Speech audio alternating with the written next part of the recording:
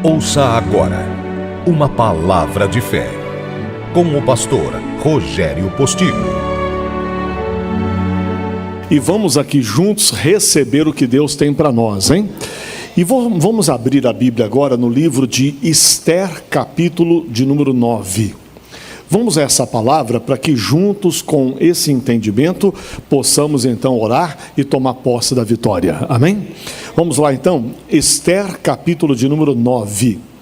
Diz assim para nós o versículo de número 1. Esther capítulo 9 verso 1, que diz o seguinte para nós. E no ano do 10º, que é o mês de Adar, no dia 13 do mesmo mês, em que chegou a palavra do rei e a sua ordem para se executar. No dia em que os inimigos dos judeus esperavam assenhorear-se deles, sucedeu o contrário, porque os judeus foram os que se assenhorearam dos seus aborrecedores. Diga glória a Deus. Então você preste atenção que o povo de Deus estava debaixo de uma forte ameaça. Um homem chamado Amã, ele queria ver o povo judeu completamente destruído. Queria eliminá-los da face da terra. Alguém pode perguntar, mas por que esse homem tinha tanto ódio? Na verdade, ele criou um ódio pelos judeus por causa de um homem chamado Mardoqueu. Mardoqueu era um servo de Deus. E ele fazia parte da guarda pessoal do rei. E numa ocasião, na frente, na entrada do palácio do rei, passa o Amã, e o Amã queria ser mais do que era. Um cara esnobe, narizinho empinado, querendo se achar o tal. E ele queria que todo mundo se curvasse diante dele. E as pessoas, com medo do Amã, se curvavam. Mas o Mardoqueu, como judeu que era, ele não iria se curvar, porque o Senhor Deus ensina que nós não temos que nos curvar diante de pessoas. O Senhor diz que nós não devemos fazer imagens de escultura, não devemos adorá-los. Mas o Amã não era uma imagem de escultura, não, mas ele queria que todos adorassem a sua pessoa. E o judeu Mardoqueu não quis se curvar. E o Amã ficou com raiva dele. Quem ele pensa que é para não me reverenciar? E aí ele ficou invocado, com um tamanho ódio no coração, e quando ele soube esse homem é judeu, então é essa raça de judeus, né? Então vamos eliminá-los. E começou o plano dele. O problema é que o Amã, ele era assim com o rei. Era um indivíduo que vivia sempre lá, querendo ter um bom cartaz com o rei. E tinha uma boa lábia, e estava conseguindo convencer o rei, que ele era o cara bom, que ele era o cara que devia estar do lado do rei. Enfim, resumindo a história, o tal do Amã, ele consegue fazer com que os judeus se tornem perseguidos. Não é de hoje que os judeus são perseguidos. Então os judeus são perseguidos desde o momento em que Deus escolheu esse povo para ser o povo escolhido por ele.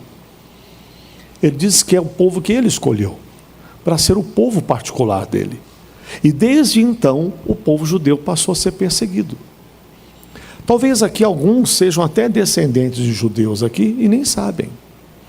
Porque os judeus, pela perseguição, espalhou pelo mundo afora. Tem muita gente, por exemplo, que diz que tem descendência portuguesa e às vezes não sabe, e é judeu. Porque muitos fugiram para lá. Outros fugiram para outros lugares do mundo afora. Então tem muita gente que tem essa descendência judia, por conta disso. Nos dias de hoje, nós vemos também o que está acontecendo.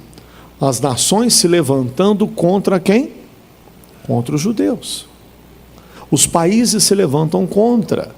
E, lamentavelmente, até certos governantes, até do nosso país, falando mal também dos judeus. Mas a Bíblia diz que os judeus foram o povo escolhido por Deus. E a Bíblia nos mostra que aqueles que oram pelos judeus, aqueles que abençoam os judeus, são abençoados também. Diz o próprio Deus que deveríamos orar pela paz de Jerusalém. Não é verdade? E se orarmos pela paz de Jerusalém, beneficiados nós seremos, diz a Escritura. O Senhor nos abençoará por isso. Então eles são um povo escolhido por Deus. Mas o Amã queria a morte deles a todo fim. E estava tudo organizado, tudo preparado, e parecia que agora ia ser o fim dos judeus de fato. No dia em que estava tudo decretado para o fim dos judeus, Deus reverteu. Diga, Deus transformou o pior dia no melhor dia do povo de Deus. O que Deus fez? Deus fez do dia de tristeza um dia de grande alegria. Deus fez daquilo que seria um dia maldito num dia bendito. Amém? Naquilo que seria a pior tragédia, no dia do maior momento de êxtase, de alegria para o povo de Deus. Deus está pronto a mudar a sua sentença. Deus é poderoso para reverter e fazer com que a maldição se transforme em bênção. Aquilo que todo mundo cantava, vai ser o fim deles, tiveram que inverter a canção, vai ser o fim dos inimigos deles. Deus mudou tudo, pessoal. Deus muda hoje. Deus troca a sua sentença. Deus reverte a situação que você tem enfrentado. Apegue-se a Deus, que Ele tem o poder de fazer essa obra na sua vida. E a Bíblia diz o que então? No dia, diz Esther 9, versículo 1, diz aqui, e que no dia em que os inimigos dos judeus esperavam assenhorear-se deles, sucedeu o contrário. Porque os judeus foram os que se assenhorearam dos seus aborrecedores. Então, se o diabo estava dizendo, vai ser o seu fim, diga, vai ser o fim dele. Se ele pensava que ele ia me destruir, quem vai ser destruído é ele. Se o inimigo achava que ia prevalecer na minha vida, eu vou prevalecer contra o meu inimigo. Nós não podemos de maneira nenhuma abaixar a guarda, abaixar a cabeça, chorar, lamentar e ficar lá lamentando a vida e aceitando o problema. Nós temos é que crer que Deus vai fazer com que aquele dia de tristeza se torne num dia de grande alegria. Agora, para isto, nós precisamos fazer o que os judeus fizeram. Resumidamente, o que eles fizeram? Eles marcaram uma grande consagração, eles se ofereceram a Deus, começaram a buscar o Senhor para mudar aquele quadro, e com cautela, com prudência, a rainha Esther foi preparando o momento para falar com o rei. Em contrapartida, enquanto oravam, o próprio Deus agiu à frente da rainha Esther, porque um dia estava o rei dormindo, e ele acorda, perde o sono, e manda chamar os seus servos, e diz para eles, olha, eu quero que vocês leiam para mim o livro das crônicas, que era aquele livro que eles anotavam tudo que havia acontecido no reino. E aí pegaram e começaram a ler. Não foi coincidência, foi de fato uma direção de Deus. E ele, o assessor do rei lá, começou a ler exatamente a parte que falava do Mardoqueu. E o que é que se falava dele? Que um dia existiu 2 homens da guarda do rei que planejavam matar o rei. E o Mardoqueu, quando ele acabou descobrindo isso, denunciou aqueles homens maus que queriam tirar a vida do rei. E o rei mandou prendê-los e matou esses 2 homens. E aí no livro das crônicas liam tudo isso. E aí o rei perguntou, e o que é que foi que eu fiz em prol desse bom homem, Mardoqueu, que salvou a minha vida? E disseram para o rei, o senhor não fez nada. Nada, nada. Mas nada oferecia para ele, nada. O rei não conseguiu dormir o resto da noite. E ficou pensando, poxa, eu nada fiz por ele. Era Deus agindo. Mardoqueu estava certo que ele seria enforcado. O Amã já tinha levantado uma forca na porta da sua própria casa, na frente da casa dele, para pendurar enforcado lá o Mardoqueu, o servo de Deus. E aí o rei, quando fica sabendo que o Mardoqueu tinha abençoado, ele disse, o que eu fiz por ele? Não fiz nada? Tem que fazer alguma coisa por esse homem. O dia amanheceu, o rei não dormiu mais, e logo pela manhã está lá na porta do rei o Amã, o mau Amã, o tal do Amã que foi com a intenção de pedir autorização ao rei para mandar enforcar o Mardoqueu. E naquela mesma noite, o rei perdeu o sono, leu sobre o Mardoqueu e disse: eu quero abençoar o Mardoqueu. E o Amã estava na porta dele querendo: eu quero matar o Mardoqueu. Olha como é que Deus agiu. Deus sabe fazer a obra, pessoal. Deus pode mexer no coração daquela pessoa que quer te prejudicar. Deus pode fazer algo à sua frente, ir lá e reverter situações. Deus é Deus, Ele tem um controle de todas as coisas. E aí, resultado, para resumir a história, quando o Amã entra perante o rei logo pergunta: Amã, me diga, o que é que eu devo fazer por aquele homem a quem o rei quer honrar? O Amã estufou o peito: deve ser eu. Ele deve querer fazer alguma coisa para mim. Bom, olha, rei, o senhor podia emprestar suas vestes reais para essa pessoa, mandar um homem de confiança do senhor trazer o seu cavalo e fazer esse homem montar no seu cavalo com as vestes reais, com a coroa na cabeça, e o senhor podia fazer esse homem desfilar pela cidade, puxando a rédea e dizendo: eis aqui um homem a quem o rei honra. E aí o rei gostou e disse: Amã, faça isso com Mardoqueu. O Amã quase cai de costa. Que é isso? Eu queria matar esse homem, eu vou ter que desfilar com ele na cidade, dizendo que o rei o honra? Olha como é que Deus reverte a situação. Mas ainda não era o fim. Deus começou a preparar o caminho para mudar a história de Mardoqueu e de todo o povo judeu. Sabe, o próprio Mardoqueu falou com a rainha Esther o seguinte: rainha Esther, ele era tio dela, você chegou a essa posição de rainha, será que não foi exatamente para que nesse tempo você estivesse aí e pudesse interceder pelo nosso povo diante do rei?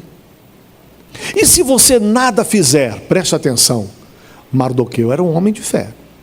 Ele disse: se você nada fizer, o nosso socorro virá por outra parte. Mas Mardoqueu tinha a convicção de que Deus ia dar a ele o socorro e ia livrar não só ele, como todo o povo judeu. Esta fé que a gente tem que ter no coração. Não importa o seu problema, se Deus vai usar um médico, vai usar um amigo, vai usar um parente, vai usar alguém, ou não vai usar nenhuma dessas pessoas, vai usar alguém até estranho, mas que Deus vai mandar um socorro para a minha vida, vai mandar. Que Deus vai me ajudar, vai ajudar. A Bíblia diz que Deus está entre aqueles que nos ajudam. Então Deus é que está no negócio, e Ele usa pessoas da maneira que Ele quer, quando Ele quer, da forma que Ele quer, para me abençoar. Amém? E nós temos que crer nisso. Mardoqueu creu. Se você nada fizer, rainha, fique sabendo, o socorro virá por outra parte. Mas não pense você que você vai escapar porque você está aí no palácio, não. Você é judia também. Vai sobrar para você se você não fizer nada. Mas saiba, o socorro vai vir de outro lugar. Mas Deus vai nos socorrer. Deus vai nos poupar. Deus vai nos livrar de toda essa artimanha montada para querer destruir o povo de Deus. Não é diferente hoje, pessoal. A Bíblia diz que nós seríamos odiados pelo mundo, pessoal. E a gente às vezes enfrenta batalhas, mas nós precisamos crer que o nosso socorro sempre virá de quem? Do Senhor que fez os céus e a terra. Amém? Quem crê que o seu socorro vem de Deus? Então, meu irmão, não desespere não. Não se abata diante dos problemas. Coloque a sua fé em Jesus para que Ele possa te ajudar a vencer a batalha que você está enfrentando. Amém? Eu vou pular alguns versículos por causa do tempo, que não é suficiente ler todos eles aqui. Mas vamos avançar um pouquinho mais à frente. Aí diz o verso 6. E na fortaleza de Suzã, mataram e destruíram os judeus 500 homens. Os judeus conseguiram destruir 500 homens. Como também a Passadata e a Dalfon e a Aspata, e aí vai sendo outros nomes. Vamos pular um pouquinho mais à frente, verso 10. E os filhos de Amã, filho de Amedata, inimigo dos judeus, olha o que aconteceu. Foram o quê? Mortos, porém ao despojo não estenderam a sua mão. Então você veja que até o Amã, não só o Amã perdeu a vida, mas até os seus filhos perderam a vida. Aquele homem mau que queria destruir todo o povo de Deus, morreu enforcado na forca que ele mesmo preparou para acabar com os judeus, especialmente com Mardoqueu, que ele queria enforcá-lo para deixá-lo como um exemplo para todo mundo ficar com medo do Amã. Só que na verdade quem foi enforcado lá foi ele mesmo. Que coisa séria, né? Diz o versículo 15: e reuniram-se os judeus que se achavam em Suzã, também no dia 14 do mês de Adar, e mataram em Suzã a 300 homens, porém ao despojo não estenderam a sua mão. Me chama a atenção esse fato, é que quando eles destruíram os inimigos, quando isso acontecia, quando as guerras elas se davam, quando aconteciam as guerras, o que acontecia? O vencedor ficava com tudo que o inimigo tinha de valor. Às vezes eram animais, às vezes roupas, tapeçarias e outras coisas mais que tinham valor. Mas só que de tudo que o Amã tinha e que esses inimigos possuíam, o povo de Deus não ficou com nada. Não pegou nada do despojo. Nem o que era deles eles queriam. Eles eliminaram o inimigo, dizendo: não quero nada deles. Isso me chama a atenção. Aí continue o texto aqui, dizendo também, verso 16: também os demais judeus que se achavam nas províncias do rei e se reuniram para se porém em defesa de sua vida, e tiveram repouso dos seus inimigos, e mataram dos seus aborrecedores 75 mil. Porém, ao despojo, não estenderam a sua mão. Mais uma vez, a terceira batalha travada, e o despojo nada se aproveitou. Se a gente lembrar de Josué, nós vamos lembrar que Deus disse para Josué que não era para pegar nada do inimigo. Aí existiu um homem chamado Acã, que foi lá e pegou uma capa babilônica, mais outras coisas de valor, e quis esconder na tenda dele. E aquilo foi a derrota dele e do próprio povo de Deus, porque contaminou-se com aquilo que era do inimigo. Então você veja que tem coisa do inimigo que não serve nada para nós, nada mesmo, que aquilo você tem que realmente descartar, que não vale nada para a gente. E aí diz mais, verso 17: sucedeu isso no dia 13 do mês de Adar, e repousaram no dia 14 do mês, e fizeram daquele dia de banquetes e de alegria. Também os judeus que se acharam em Suzã se ajuntaram nos dias 13 e 14 do mesmo mês, e repousaram no dia 15 do mesmo, e fizeram naquele dia também dia de banquetes e de alegria. E também os judeus nas aldeias que habitavam nas vilas fizeram do dia 14 do mês de Adar dia de alegria e de banquetes, e dia de folguedo, e de mandarem presentes uns aos outros. Eu chamo a sua atenção, sabe que o dia da alegria veio depois da vitória contra o inimigo. Se você quer ter dias de alegria, você tem que vencer o teu inimigo. Se você for vencido pelo teu inimigo, você não vai ter dias de alegria. Você tem que derrotar esse inimigo. Você não pode deixar o inimigo prevalecer na sua vida em hipótese nenhuma. E às vezes o inimigo prevalece. E por quê? Prevalece porque a pessoa dá lugar a ele. Isso me faz lembrar de Paulo escrevendo à igreja de Corinto, e Paulo estava magoado com aquele povo de Corinto. Mas o que é que Deus fala ao coração do Paulo? Que ele não podia deixar o inimigo prevalecer entre eles. O que o Paulo fez? O Paulo disse para eles: olha, eu tive que ir diante de Deus e perdoar-vos, se é que eu vos perdoei, para que Satanás não tenha vantagem sobre nós. Então Paulo dizia que ele não podia deixar o inimigo ter vantagem na vida deles, não só dele, mas também do povo de Corinto. Como é que ele teria vantagem? Se o Paulo deixasse a mágoa ficar dentro do seu coração. Às vezes o inimigo vai prevalecendo na nossa vida porque a gente está dando lugar a ele de algum jeito. Você tem que vencer o teu inimigo. Tem que vencer esse capeta. O vício, o pecado, o que está errado na sua vida. Perdoar quem você tem que perdoar, limpar o coração. Não deixar as coisas do inimigo prevalecer dentro do seu coração. Amém, pessoal? Quem está entendendo, diga amém. A gente precisa, mais do que nunca, de fato prevalecer. É quando você vence o teu inimigo que virá a grande alegria. Você pode estar numa batalha hoje, mas você tem que vencer essa batalha. Você não pode aceitar outra coisa. Jesus, eu vou vencer essa guerra. Esse demônio não vai prevalecer no meu corpo. Essa enfermidade não vai ficar na minha vida. Essa tristeza não vai ficar no meu coração. Essa angústia vai me deixar definitivamente. Essa depressão, tem gente que está sofrendo com isso, pessoal. Tem gente que tem uns acessos de raiva, de nervoso, que às vezes quem está perto sobra para todo mundo. Você tem que ter calma, paciência, temor a Deus, apegar-se a Jesus, confiar no Todo-Poderoso e não deixar de forma alguma que o inimigo consiga o que ele quer no seu caminho. Amém? Precisamos prevalecer contra esse adversário. É hora de tomar uma posição firme diante de Deus. Por isso, não deixe o inimigo prevalecer. Aí diz para nós, o capítulo de 9 de Esther, no versículo 22. Vamos ler juntos?